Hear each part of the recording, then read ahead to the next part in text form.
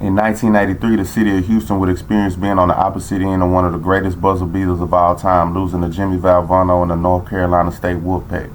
However, the city was still more beautiful than ever. If you're looking at the screen right now and you from Houston, look at this beautiful view. No pollution, no trash on the freeway, no traffic, nobody walking down the freeway. People seem to be using their signal. Good times. This would be the birthplace of T.J. Ford. T.J. Ford would attend Willow Ridge High School, where over a 2-year span, the team would go an amazing 75-1, where they would be the talk of the state. He also played with a great high school player who went on to play for Duke, and Daniel Ewing. Just, got to mention that. TJ would get invited to the 2001 McDonald's All-American game, a game that is held annually every year for the top high school players in the nation. TJ would have a very solid performance, but this one particular move that he was able to do will forever go down as one of the greatest plays in the history of this long rival game. Oop. After an all-time great high school career, he would do the righteous thing, the right thing, meaning staying home, going to the University of Texas. TJ would become a Longhorn, where he was immediately plugged in and given the keys to run the basketball team. The University of Texas, just like the state, is always going to be known as a football school, with legendary coaches like Darrell K. Royal, Mack Brown, and arguably two of the best running backs in the history of college football in Earl Campbell and Ricky Williams. And in his first season, TJ will live up to the hype and do something that had never been done. Not only being the leader on the team in minutes and steals, he will become the only freshman in the history of the NCAA to lead the league in assists with over 8 a game, and lead them also to the Sweet 16. Ford, with no disrespect to any other players on the team at all, but to take a group of players who were at best B- C+ players and will them to the Final Four was a major accomplishment. Well, unfortunately, they just happened to run into a freshman that was on an all-time great journey on his own in Carmelo Anthony. Now, the Syracuse Orangemen did have a good team. It wasn't just Carmelo. It was the coach, Jim Boeheim, the zone. Texas really didn't have shooters, and they also had Akeem Ward and Jerry McNamara.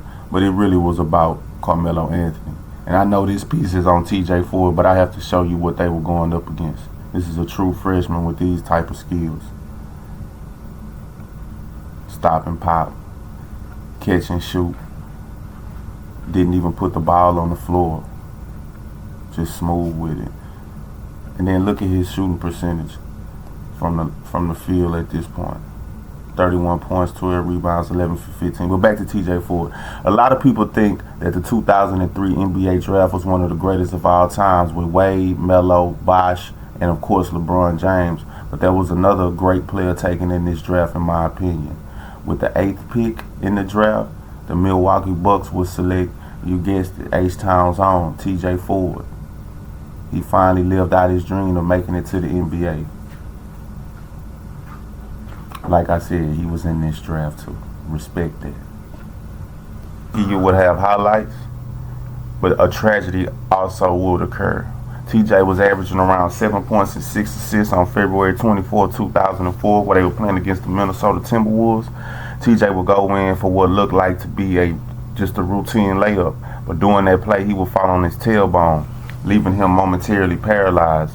This wouldn't be the first time TJ experienced something of this nature either. This happened to him during his sophomore season at Texas, where he was introduced to the words spinal stenosis. Spinal stenosis happens when the space around your spinal cord becomes too narrow. This irritates your spinal cord and all the nerves that branch off of it. Spinal stenosis causes symptoms like back or neck pain and tingling in your arms and legs. There are several causes as well as several treatments. Yeah, TJ was on the ground and he uttered the words, he couldn't feel his body. This was a serious situation. Ford would be forced to rehab the entire 2004-2005 season, only to make a return the following season, playing a total of 72 games, averaging 12 points and 6 assists. After a 3-year stint with the Bucks, TJ was signed with the Toronto Raptors, where based on the numbers, he would have his best statistical season ever. TJ would be teamed up with another big name in that 2003 draft, and fellow Texan Chris Bosh, who attended Georgia Tech. TJ would spend over 2 years with Toronto, which he would have the highest assist average for his career, but it probably was the most talented player TJ had ever played alongside of in Bosch. TJ will have some great games, and this is coming off a rehab where he had to sit out for an entire year just to get back to the NBA. The one nickname that TJ would acquire during his tenure in the NBA was the Little Engine, which comes from the story of the Little Engine That Could, which is a story told to kids about resiliency and overcoming obstacles, and TJ was definitely the epitome of this.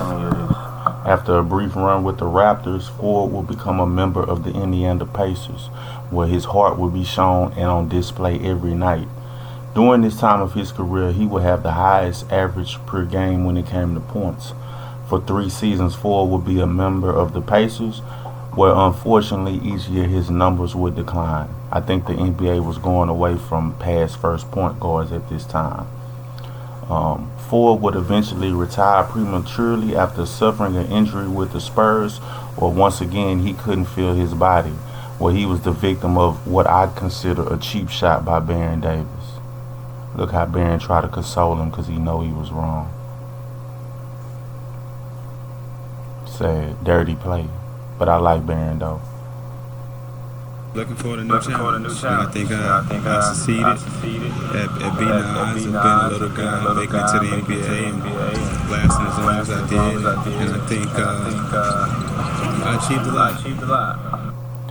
TJ Ford, if you looked at that last clip, obviously, you know what I'm saying, felt like he could have given more to the game, but injuries just took a toll on his career. Like he said, he was a little guy. I will always remember TJ Ford as the first person that made it cool to play basketball at University of Texas, and the best point guard that I have seen when it comes to college.